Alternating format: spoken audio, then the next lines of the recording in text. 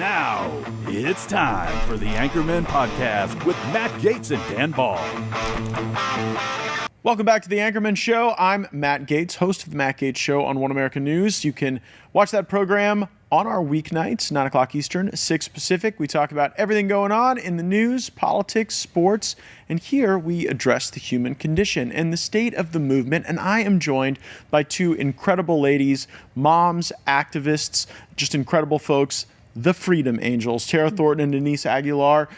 Thank you so much for joining me here. And I want to take just a moment. You've become towering figures in California activism on the right as people have become more awakened to the conditions that Gavin Newsom has visited on the Golden State. So we're going to go over the full indictment of that agenda, what it means going forward, this incredible election that we have coming up in a few days here in California. But really the essence of this episode, what I want to get to is what starts that fire in a duo of moms to say, I'm actually going to roll up my sleeves and get involved in organizing, in legislation. I'm going to show up for candidates who I think will fight for me. I'm going to encourage people going door to door, even in a place like this, where at times the victories are scant and the opposition is incredibly powerful. So I'd love to have you both just kind of share your origin story, where you're from, how you grew up, and what led you to become the Freedom Angels.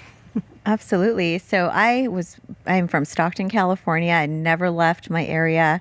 I was actually a gang member for most of my life until 2012. And in 2015, California decided it wanted to practice medicine and remove philosophical and religious belief exemptions for children for vaccines K through 12, public and private school.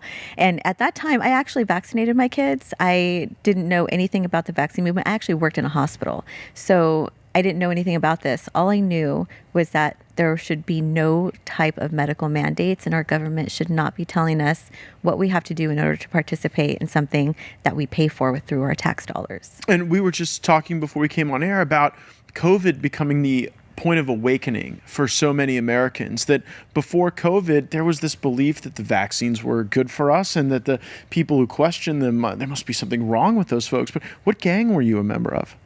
Well, I was what they called Norteñas. I got jumped in when I was 12 years old and just in and out of the system. I never even thought about politics until I met my husband, who learned about politics while he was in prison. So we were both no idea what this even meant. So prison politics is what led you to be an anti-vaxxer. Yes. Yeah. No, and no, I mean, it really is. Because helpful. when your back's up against a wall, and there's nowhere to go, all you have to do is move forward and say, wait a minute, this isn't right? Like if there's something wrong, I am not scared, obviously, to say something. And I think a lot of people got really scared to say, like, hey, we need to start talking about this, right? Because then you're anti-vaxxers. But I think through COVID, people saw the lies of the pharmaceutical companies and how they were buying their way through our elected representatives. And it was so angering to me. I'm like, I'm not going to just sit there and not do anything about it. So I engaged. I started learning about politics. I started talking to legislators, and it just kind of snowballed from there. Awesome. Well, Tara, was it the vaccine issue as well that got you engaged and activated?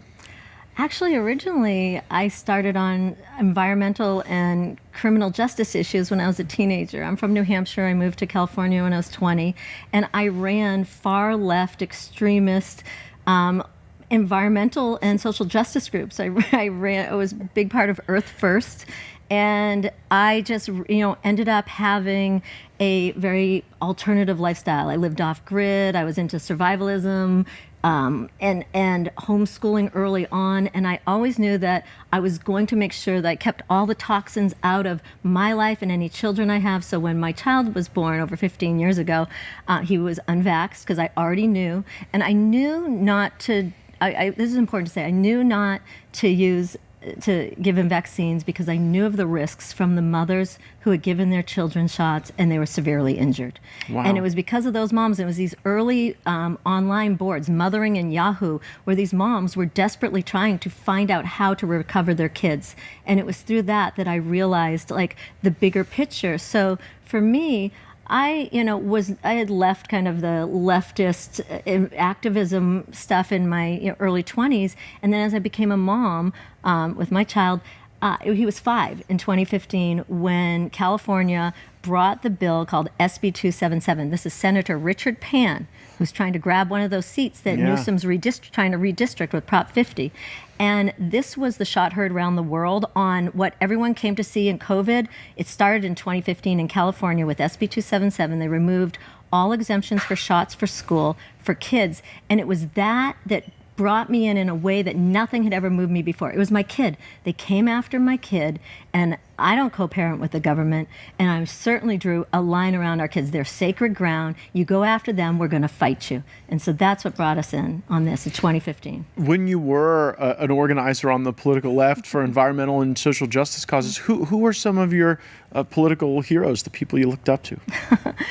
I really had I did not really understand, at that time I was fighting corporate interests, and at the time, the Democrats I thought were the good guys on it. I didn't really understand globalism. This was in the 80s. And early 90s. I didn't understand the globalists like I do. In fact, it was the vaccine issue in 2015 that really cracked open. When you start to fight to protect kids and against these public health control measures, it just rips all the veils down, and you really see this evil globalist agenda that has all of us against the wall, that is trying to commoditize everybody. So people are going to watch this program. They're going to say, what was it that brought an environmental social justice activist together with a former gang member and prisoner to advocate for all these policy changes in California? Tell me the story of how the two of you teamed up. It was in 2019 when we had SB 276. Again, this was going to remove all functional exemptions. The vaccine issue was the issue for us at the time.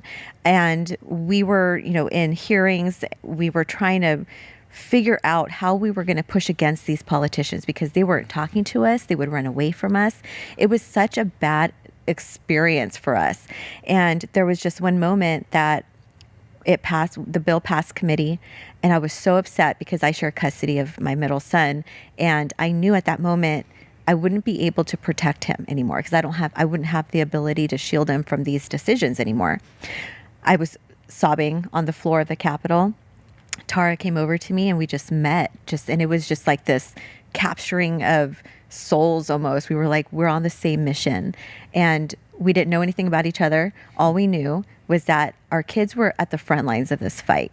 Right? Our children are always the ones on the front line, whether it be in public school, whether it be medical mandates. That is what brought us together. And I think for a lot of people, that is the common ground. We talk to a lot of people on different demographics, Democrat, Republican, all types of people. And the one thing that we have common ground on is children should be protected at all cost. And so for me, my life was always about fighting my own community like a dummy. I fell into the trap of, this is where I needed to be. I needed to be a gang member. I needed to sell drugs. I needed to do all these things. And the world of politics actually pretty much saved my life. I never thought I would actually live to this age.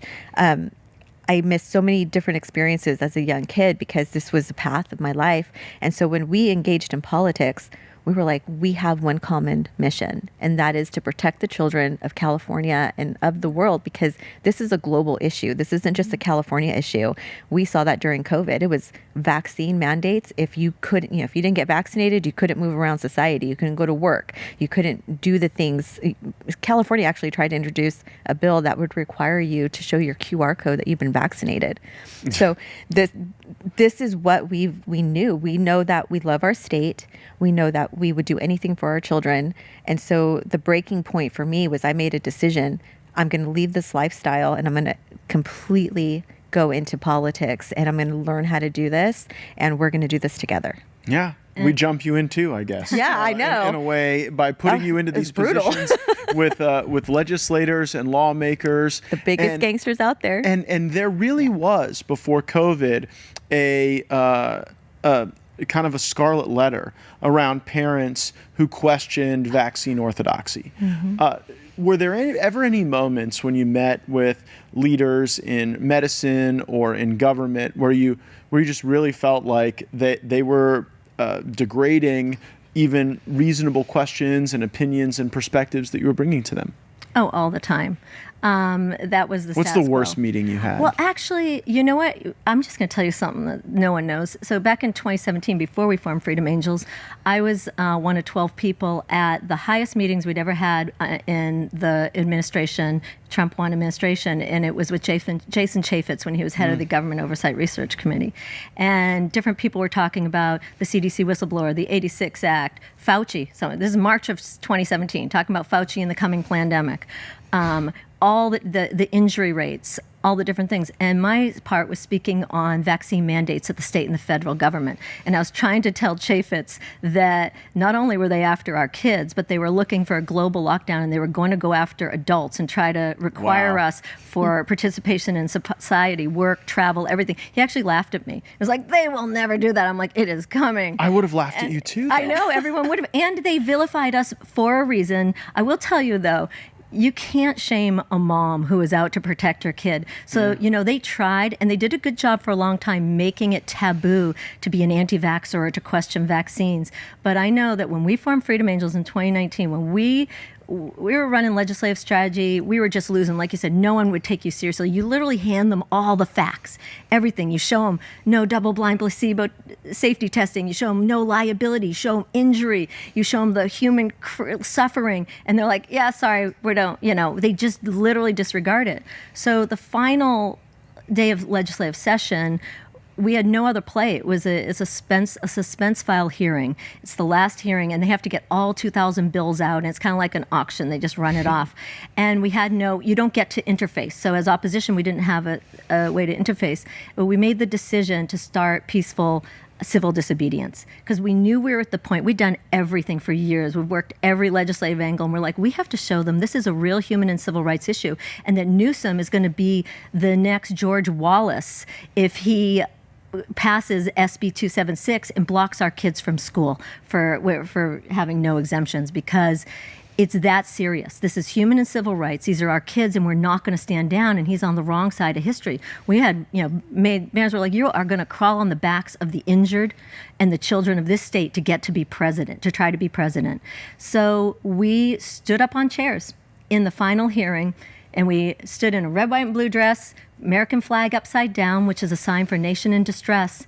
And we said, you have not represented California for all. These are our kids. We're not going away. What did they do to you? Well, we thought they were going to arrest us. Well, you're familiar with that. You should. That didn't scare you at all. Arrest us. It's okay. Yeah. We're a no-bail I have state, no baby. fear going back to prison. like your policies created no-bail state. Take me. Yeah. Well, and that must be frustrating when you come to these meetings with seriousness and passion and drive, and the policymakers that you're speaking with don't seem to care. That must feel demoralizing. And the exact opposite of that must have been how you felt when RFK Jr. was selected HHS secretary. The two of you were very familiar with his work well before he became the political sensation that he is today. Tell us about the RFK Jr. and what you think he's bringing to this really important work. We are so thankful that he has never backed down from this conversation and this fight. We worked with him at the Capitol talking to legislators. It was so hard just to get the legislators to meet with him. And what he's done now is what he promised us that he would do. And that is really start reforming the system. We saw that with ACIP when he changed out the members. Every single member who tries to push these vaccines has money invested so in much it. Self-dealing. It's so much. Self-dealing over the decisions about what goes into the bodies of young children with their cells divided. Yeah, it's incredible that we would question all of these different vaccines, all of the doses, the mandates. Like, we're the crazy ones. When we were fighting 276 and we were inside the Capitol, we had our kids lined up, tons of kids. We had thousands of people at the Capitol. And we had staffers pass by our kids and spit on them. They hated us. It wasn't even that they didn't take us seriously. It was they hated us. And they showed it. They had no problem showing that they hated us. We never... what do you tell a child in that circumstance? Well, it thankfully wasn't my kid, but, we... Probably been cut. But a child doesn't understand that. They don't understand that. And, when I would take my kid with me to the Capitol, he would always ask, why don't they want to talk to us? Why do they treat you like that? And in all of the things that we've done, I think for my kid, we've modeled what it looks like to be persistent. And even if they don't take you seriously, I take me seriously. And what we're talking about is about the health of our children, their well-being, their future, their ability to go into schools. Even though we don't support public schools for our kids, there's other kids that are there. Yeah. Nobody wants public schools to be bad. Right. You just have to be a mean person. We want them to be good, even if it's not the selection that's right for everyone. And you shouldn't bar people at the schoolhouse gate because of a decision they've made regarding their own medical freedom. And that was never about the safety of the children at that school. That was about the profitability of pharmaceutical companies, and it was about control. It was about showing that they could have control at that early stage. And I think Tara put it beautifully, that was really a stepping stone to the other features of the globalist agenda that they wanted to indoctrinate from literally a biomedical standpoint. And when all this is going on, did you start to see the light come on with everyone else during COVID, where you're like, we've been here, we've been warning you all about this? We knew that if people knew what was going on, they're on our side, and COVID did definitely rip the veil off for people. I know that, with our kids, one of the things we've taught them when 2019, when we stood on those chairs, we'll go back for a second and say, I know it was true for both of us. When you stand up for what you believe in, against being vilified as the evil anti-vaxxers, I knew for me in that moment, no one could touch me. They couldn't silence me. They couldn't shame me. They could only arrest me. That's all they had. And in that, I feel so blessed that I get to walk around knowing what that feels like. And it gave us the ability for when COVID came, we ran all the lockdowns at the California Capitol, because we knew how important it was to get out ahead as fast as possible to try to say, no, this is an authoritarian move to take control of humanity. And when we went out, it was May 1st of 2020, was our second lockdown at the California Capitol protest, and we had 10,000 people there. And Newsom set it up as a trap for us with 650 CHP officers. And halfway through, it was peaceful. It was like a July 4th party. He made the call to send everybody out and arrest the Californians out there. So they arrested 32 of us. And, it was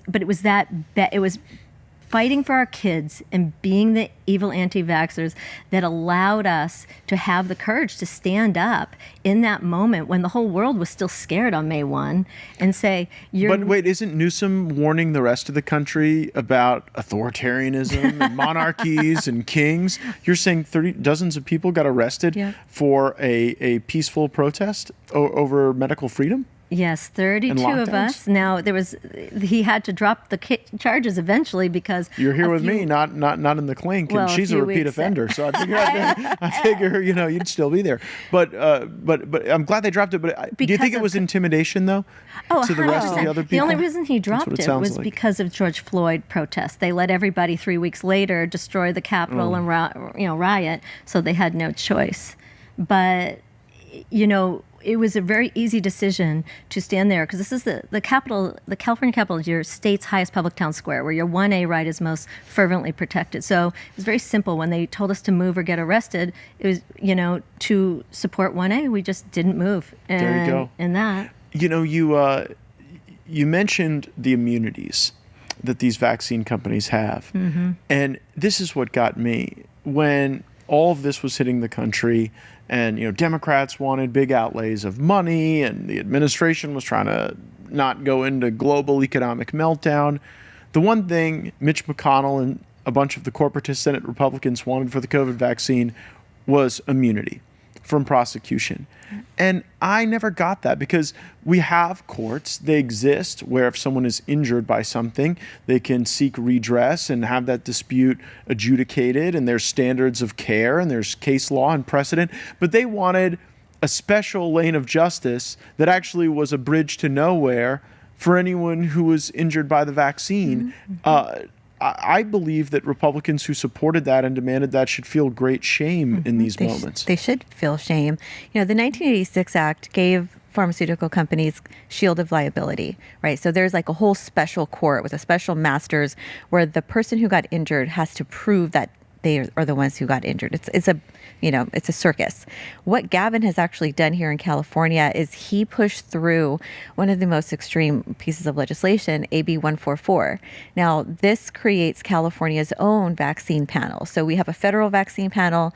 Now we have California's vaccine panel. I bet every one of them has their pronouns in their email signature I bet, block. right? Yeah. And he also extended immunity to the people who host vaccine clinics, the schools, because the schools were vaccinating children against COVID without parental consent. No. There was lawsuits on it. So now it looks like Gavin is shielding corporations and billionaires while throwing people of California under the bus and creating this shield of liability for pharmaceutical companies, the people who host the vaccine clinics, and possibly putting on other vaccines like the COVID shot, which he really wanted to do, including the HPV shot. So what we're seeing with Gavin is a complete pharmaceutical shill at this point. And the people of California... Do you think the pharmaceutical companies will support him when he runs for president? Oh, they already are supporting him. Yeah, AB 144, he ran that through on a trailer bill just at the same time that they were doing the 3-day push to shove Prop 50 onto the ballot against, without the voters' say of getting it actually put on through legislation. AB 144 is a really big deal. It's like Denise said, there's the 1986 Act federally, which gave immunity protections. And thank God we have RFK Jr. in there, because he burns for justice for our children and humanity, and he knows exactly all the plays that they have. He knows how to untangle this thing. I hope everyone needs to free him up and let him untangle the corporate control and actually make America healthy again. But as far as Newsom, he knows exactly what he's doing. With AB 144, he has now made a new form of immunity. It goes into effect in January in California to shield these private nonprofits. This has never been done before, from any lawsuits for any harm caused from vaccine clinics. And this is a real big play because, like Denise said, this is where the lawsuits have been at, because we couldn't get at the lawsuits on the COVID shots because they were given immunity. And so they were going after the violation at the school levels where they went against informed consent of the parents and gave kids the shot. And Newsom just gave them a clean slate. This is a really big deal. Yeah, that is unreal. And when I go into a CVS or a Walgreens and I see people getting the COVID shot, wearing 3 masks, I think to myself, how sad that must be. And I almost pity them. Yeah. Mm-hmm. And in a weird way, I worry about their families, their children. Are they pushing this vaccine religion on others? Have you ever found anything successful at getting through to people who might be of sound mind but simply haven't had access to the type of information you've had access to? I think we've had a lot of conversations with people who even recently are starting to see the move of the pharmaceutical companies. What people are now starting to realize is that there's so much money that's pushed between the pharmaceutical industries and our elected representatives. So much. I mean, it's incredible. And so when we have these conversations we work with all kinds of different groups, Democrat, Republican, it doesn't matter. We want to have those conversations with people because we do have those conversations that are like, yeah, I was like, double boosted and I used to wear a mask and now I see what's going on. So people are paying attention. COVID really changed the whole dynamic of how people thought about vaccines. I think there are people who are vaccine injured who don't even know that they're vaccine injured. Yes. And they have blood clots or myocarditis or some other presentation of a side effect. Mm-hmm. And it doesn't even register that is something that really has followed a lot of this excessive vaccine taking that we've seen following COVID.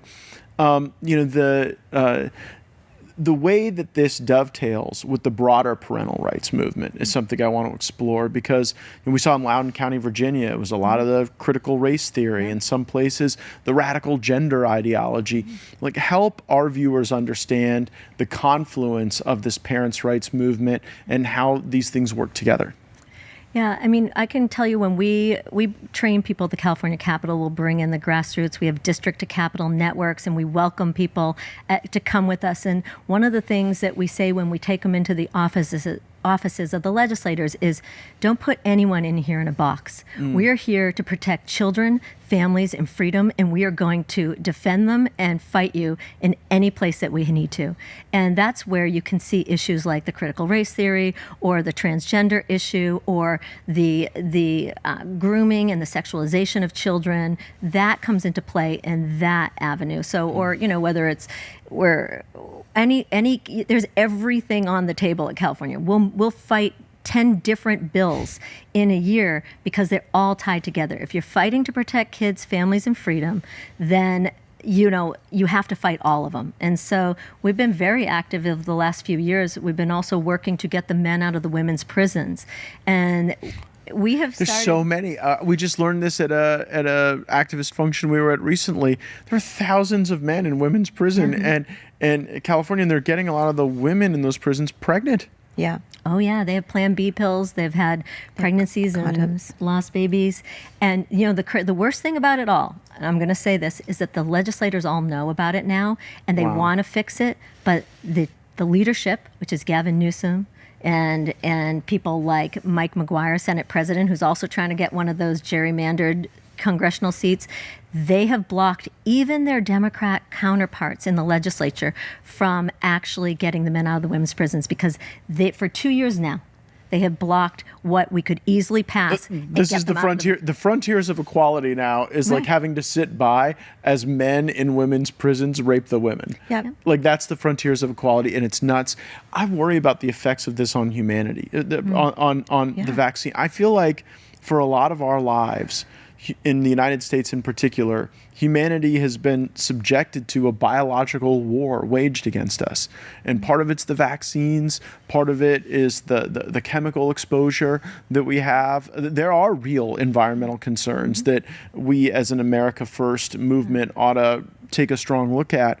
But do you worry about your children and who they're going to meet, and are they going to have the opportunity for big families when we've had to endure all this? I worry about that every single day. I have one homeschool kid and I have one kid in public school. I worry every day about my kid in public school because he's captured. He's captured between the teachers who are teaching him, banned books, which include how to get on apps like Grindr and how to upload your picture. These books actually tell children how to meet strangers online. Between the social media, the schools, the policies, and the legislation, they have put in such a wedge between parents and children. It's really awful to experience, especially if you have an extra vulnerable child like I do. My son, who I homeschool, we have a whole different world. He doesn't even understand what's going on in public school. He understands legislation because he goes to the Capitol with us. But we're building out the world we want for our children. And that means we homeschool. That means that we have the group of friends that we really do want to bring into our lives that we trust. That means that my son understands civics. He's 11 and he knows. What would you say if he brought home a vaxxed girlfriend? I'm so excited when we get our Merriweather Farms shipments in. You get a beautiful piece of ribeye. Look at that marbling. Now, I take it out of the package, let it get down to room temperature. All I've got on here is a little salt, a little pepper, and then a little avocado oil. And then I've had my pan preheating with a little oil.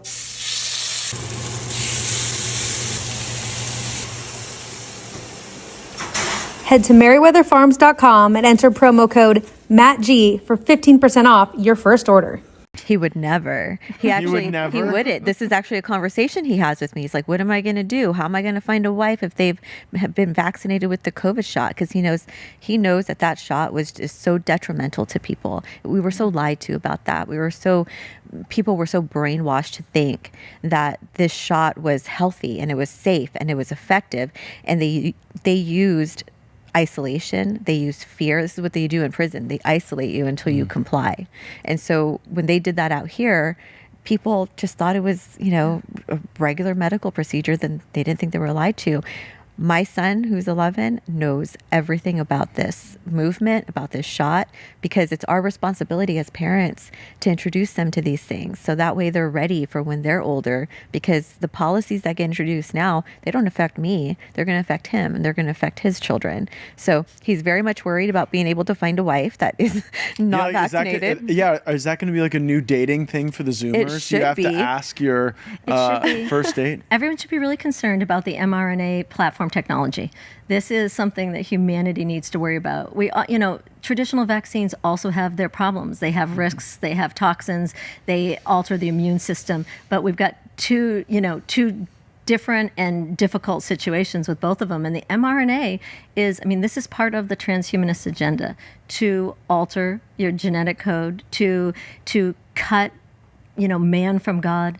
And I actually had a conversation with a well-known transhumanist the week before we started Freedom Angels, and it was him in 2019 telling me that everything was about to change. And he told me essentially everything about mRNA platform technology and AI, using AI to advance this, that caused me to be like, we have got to go faster and harder. And that's when we started civil disobedience. I think the most important convos we can have is with our kids is to let them know the truth of the world, and with each other. Like you said, there's people out there that don't realize they're injured. So the more, do not allow yourself to be silenced or shamed. Have the conversations. Just keep having honest, gentle conversations with everyone you know. I don't spend time fighting on social media. Just have it in real life. Take stuff into the real world, on the ground. That's how we build the world we want, from the ground up. We're also really big proponents of food freedom, whether it's clean food, but also local food, like supporting the farmers and ranchers. One of the things that I'm most excited about right now is last week, Trump, Brooke Rollins, Bobby, they met with a couple of ranchers. I know one of them from Nevada, another one, and these guys are the real deal. These are the producers on the ground that aren't supporting mRNA, that want, country of origin. They want to have local control of food because they know that not only is our health critical on that issue, but also the control of humanity. So it was one of the best things I saw. Actually, one of the most exciting things that's happening right now is that Trump, Brooke Rollins, Bobby Kennedy, they're meeting with the actual ranchers, not the big lobby for cattle. They're meeting with the right people, and if they follow those plans, then humanity has one of the greatest hopes that we could have, is that we got the right people moving the right strategy for it. So I'm excited about that. It's kind of the one thing Europe has right. They appreciate eating local. They have that labeling, the transparency, and people can eat pizza in Italy all the time and not gain weight because it's a pure ingredient structure. It's simpler, and you don't have all the stabilizers that I think have really hurt our country that we're allowed in. And there's a part of Kennedy's strategy that I like, which is that it is not reliant on passing legislation. Yeah. He gets these stakeholders in a room and says, well, would you like to take these dyes out of your food, or do you want me to pursue a regulatory path? Would you like to voluntarily agree to not have these mandates, or do you want to see the force and power of the federal government? And he's getting some of these corporate entities to do the right thing when all other options have been exhausted. You have a really interesting domino theory about California, because we'll have viewers around the country who will watch this program and say, these are wonderful moms, they're inspiring in their activism, but what are they still doing in California? Don't they understand that this place has lost ground in the invasion? You were a red state, Reagan, Nixon, Pete Wilson was elected statewide here. And then you did open borders and amnesty. You allowed yourself to be invaded. You have no real control over the voting, which means that you are susceptible to legal votes being diluted. And you really ought to pack up and go to Nevada or Florida or Texas and enjoy low taxes and friendly folks. What are you still doing here? Oh, yeah. We always say, don't tell us to leave California. It's our terrain strategy. We're like, look, we have to stay and fight, not only because California is ground zero, but if we save California, then we save the nation, and we save the nation, we save Western civilization. But also because you've got to fight the ground that you're on. we're in a global battle. There's no one that is immune from this. Whether you're in the reddest county in the reddest state or in deep blue California, you're fighting the same evil agenda. It's just easier. You're on better terrain in a deep red, deep county or state to be able to work from the ground up locally, your school boards, your city councils, your county level, and then the state and federal, from there to lock in protections for kids, family, and freedom.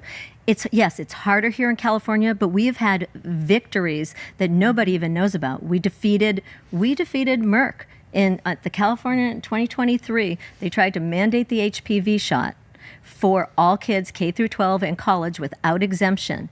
And we were able, through the grassroots action of Californians across the state in our district to capital networks, to force them to remove that part of the mandate. That is a holy grail for Merck. That's $1 billion a year because it's a captured market, almost 1/10 of the U.S. population with no way out. And you're compelled to go to school. It's compulsory education, and then also for college, it's not. You would have it as well. So you can actually win even on bad ground. And one of the things I say is Californians get a bad rap deservedly for some things, but it's really just the extremists who run California, like Gavin Newsom, like these guys that want to take those congressional seats that they're trying to gerrymander with Prop 50. Real Californians, when you tell them, when they start to actually pay attention to civics and see what's going on, they're all on the same side. We all want the same things. And if you are out in any other state, and you definitely don't want the Californians that are there voting blue no matter who. But you find the refugees from California that have fought, because when you've been against the wall, no one fights harder. You find them, those are your riders, and they will help you turn your red states like more red and lock in protections. It is true that when you find the deep blue state and deep blue jurisdiction Republicans, there is a special way that fire burns. I've seen it in New York. I've seen it in Illinois. I've seen it in California, where you've been called every name under the book. Yeah. You have faced evil. You have faced ostracizing features of shunning from the left and even kind of polite society at times. But if you were to have that type of transformation in Florida, what's the type of leader who could do it, Denise? Like, what's the archetype of somebody that could save California? Gosh, I think people who engage the way that we engage. We've made this our life to really understand politics and to be engaged at a local level. Everyone wants to flip California red, but that's not really realistic. What we can do is engage locally. One of the things that we train. So I'm sorry, just to draw a fine point on it. Your strategy isn't just to be going for the moonshot, but let's go win a city council seat here. Let's go win a school board seat here. Let's find a state legislative seat to flip. That's how you change your terrain. Interesting. Yeah. So it's more tactical. Yes, you have to be. We learned this during COVID with the lockdowns, right? Gavin Newsom created these recommendations for counties to close down, to shut down. You have to stay in your house. You have to close your business. We actually worked with different counties and different districts in California that lifted their public health emergency because we were working locally, like Atwater. We worked with their sheriff. We worked with their city council members, with their public health officer. That's how we change things. We're not going to flip the whole state. So when we want people who are in leadership positions, either at a grassroots level or just a mom or a dad who are like, I want to get involved in politics, we need to start focus on the city council, the school boards, because they're the ones who are making decisions for your kids. We focus on the county board of supervisors because they're the ones who are making these decisions for the entire district. We passed in San Joaquin County, we passed resolutions that were no QR codes required to show your COVID vaccine. San Joaquin County, that's where I'm from, was red. And it for Trump election was 40%, and Californians voted for Trump. San Joaquin County flipped red for him.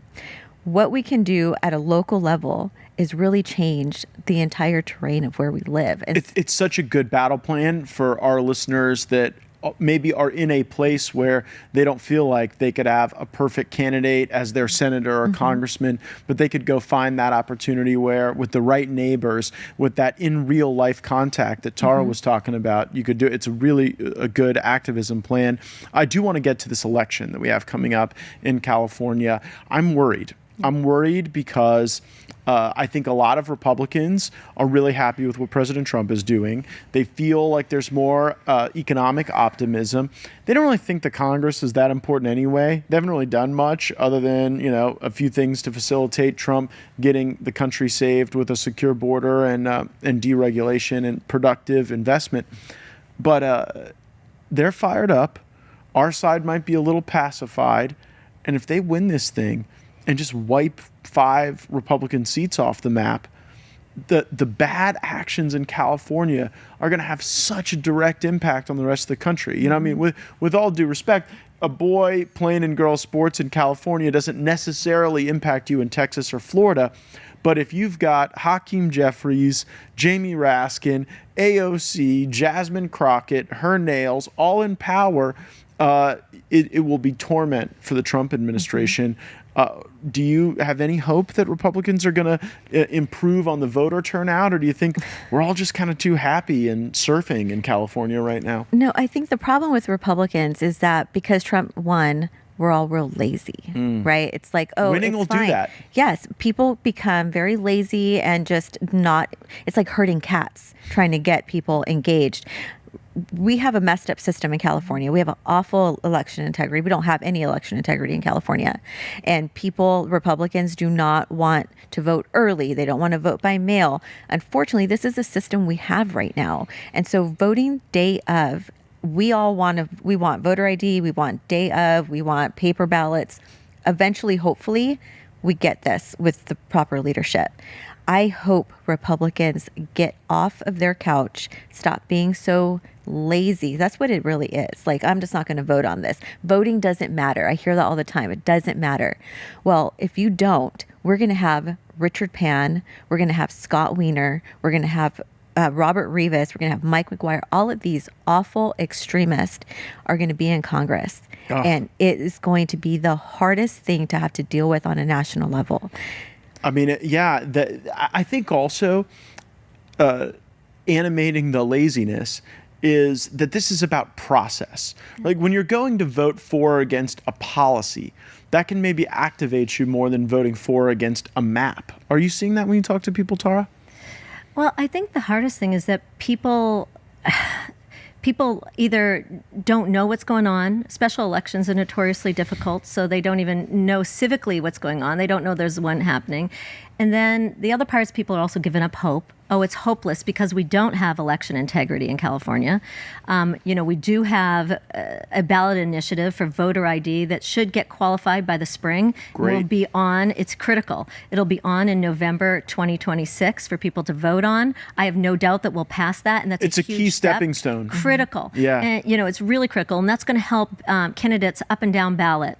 For the turnout, because people are going to be moved to be out on that. But we need them out now because the biggest problem, like Denise said, we're going to have these. No one even understands how bad it is. There'll be almost no Republican representation from California of the 52. There'll only be like 7 or 8% represented for the Republicans in Congress. They're also going to be the worst of the worst from California being sent there. But it also is, it perpetuates the lie. What Gavin Newsom and his crew are spreading about Prop 50 is a complete lie. It's gaslighting to the extreme. And we should all be defending against their attack on the Republic. If we don't have integrity in voting and we have Gavin Newsom out there telling everybody one thing and they're believing it, and he spent $300 million of taxpayer dollars to put this on the ballot. And then he's got the Teachers Association, he's got Soros, he's got tens of millions coming in from all sorts of sources to lie to the people that they have to save California from Trump and protect democracy, when it's the absolute opposite. We are stealing the voices of Californians, but with Prop 50, and we are putting the most extremists that do not represent any of the people in California into the position to be at Congress. This is the absolute wrong direction for California. And I just hope that I hope that the Supreme Court cases out of Louisiana that say you're not supposed to racial redistrict, that we aren't going to parse and gerrymander, that what we should be doing is only geographical districting, that sets the stage, because if this thing passes due to Newsom having the microphone and able to gaslight everybody, and the fact that people don't engage in politics overall, and I'll also add, the Democrats have the infrastructure.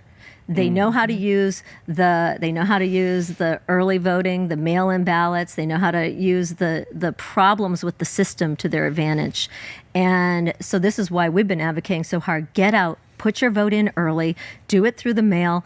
It's now, in-person voting is now open in most counties. There's a few counties, like a lot of rural counties like mine, we actually don't even have in-person voting. We just have, on the day of November 4th, you can go in and do a ballot drop box. So that means every answer is vote early. And then I think people need to really know that you have to track your ballot and you have to fix it if there's a problem. In November 2024, 33,000 ballots were never counted because they didn't get postmarked in time. So if you go to postmark on the final day, the post office does not have to postmark it.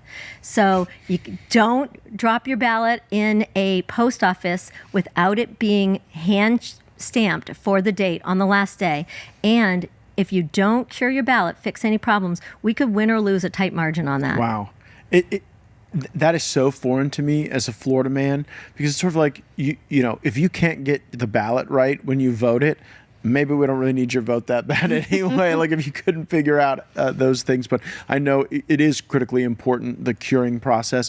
And we're obviously going through this because Gavin Newsom wants to be president more than any living human. Mm-hmm. What would you tell the rest of the country about Gavin Newsom that you think they might not know if they hadn't lived here under his rule and only saw him as a television figure? Oh gosh, I don't know if I can say that on air, but he's a terrible person. Gavin Newsom has created California as a sanctuary state to sterilize and mutilate children. He has created this state to where parents no longer have the ability to make decisions, educational decisions, medical decisions for their children. Laws like SB 107 that allows children to come here from all over the country to get what they're calling gender affirming care. And if a parent does not agree, the courts can take their children away. So that is the wildest idea for a law I have ever heard. Yeah. That the school nurse recommending gender blockers has the ability to stand in the way of your parental rights potentially. That is so wild. Personally, I feel like Gavin Newsom hates us. I feel like he is using us as a stepping stone for his political aspirations, and he doesn't care who he steps on. And I say this because I know the policies that he's put forward. We have been involved for almost a decade in the policies for California. And if you look at us here, we are the highest in homelessness. There's $24 billion missing within the homeless industrial complex through nonprofits under Gavin Newsom. Well, it's just a grift. It totally is. Nobody's getting the help they need. They have to keep homelessness as a problem so that they can keep the money flowing. Yeah, it's all the money funneling. So we have a beautiful state. California is a gorgeous state. Our families are suffering. They can't even put food on the table, gas in the car. They're worried about sending their children to public school. Jeez. These kids are graduating illiterate because the standard for graduating children has been lowered so much. We have a huge problem in leadership here, and it falls on the hands of Gavin Newsom. Not only just the fires that he failed to protect people from, but just the policies that are so dangerous that families who do know them, and people don't really know about what's been passed in California. Nobody's engaged in politics, right? We're all just trying to put food on the table and go around. Well, there's no real opposition. It's not like you get these great legislative debates. The Democrats have super majorities. They never have to compromise. Yeah. And so they just steamroll you here. And I think you make a really good observation that Gavin Newsom has ambition that is even willing to let him do harm to his own people to service that. And I'm wondering, I mean, do you think anything gets in the way of Democrats nominating him? Right now, it looks like He's the nominee. I mean, I think it's on every one of us in California to let the world know what it's like here. Yeah. I mean, it is true. It is hard to put food on the table. People are struggling to pay the bills. He's about to rate hike utilities again. Insurance. And insurance, yeah. The California Fair Plan is about to go up. They say average 38%, could go up 300% for those in high-risk areas. Oh, no, definitely when you don't have working fire hydrants, the insurance going up is a downstream effect of that because the insurance companies have to price in the risk of government incompetence. Yeah, he's the master gaslighter and deflector, though. People should know that. He's slick, but he is a gaslighter. And, he's just gone viral for, his about Wonder Bread. His little, on the podcast talking about Wonder Bread. Well, first of all, for anyone not, too old to remember or not young enough to know, we all ate Wonder Bread in the 70s and 80s. But he's actually now forcing Californians into that poverty level. Like we're all, most everyone, not Gavin and his cronies or his NGOs and his unions, union leaders, not the union members, but the rest of Californians. No, they're eating French laundry. 100%. Gavin Newsom wasn't busted eating Wonder Bread. He was busted eating at French Laundry while everyone else was locked in their home. Well, I think this has been a really important conversation because you've done two things for our viewers. One, you have laid out the warning. You've shown that it is control, it is an evil globalist empire, and it is personal evil that allows that to advance. But I think even more important than that warning, your story is a story of how our coalition can grow.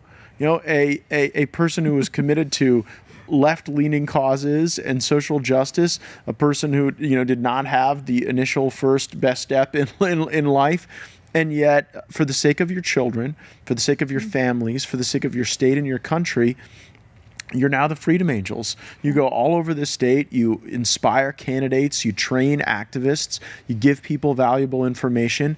And I just remember being a younger guy and being told over and over again that this movement of ours was going to shrink, constrain, that as the world became less white, as the world became more enlightened, as women were voting more and becoming professionals at a higher rate, that there just wasn't really a future for the Republican Party. But this is the future.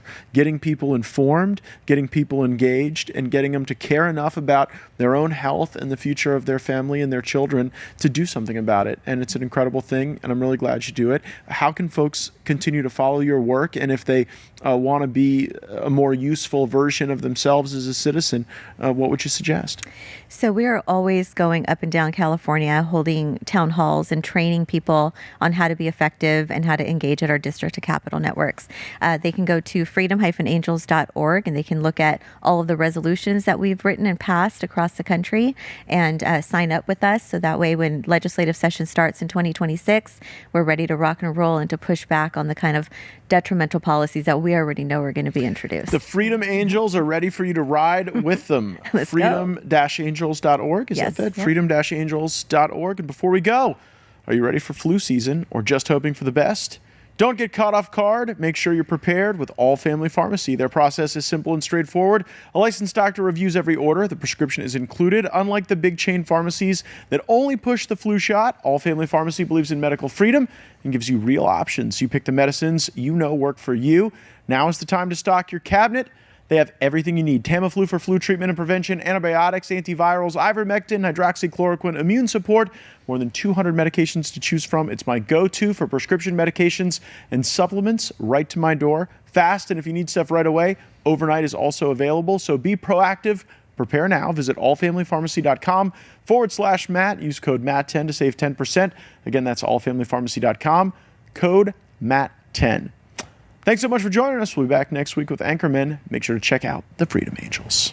Want to see more great videos like this? Click on the link below to subscribe to OAN Live and watch Dan Ball's Real America and The Matt Gaetz Show on Dish Channel 212. Tune in, subscribe.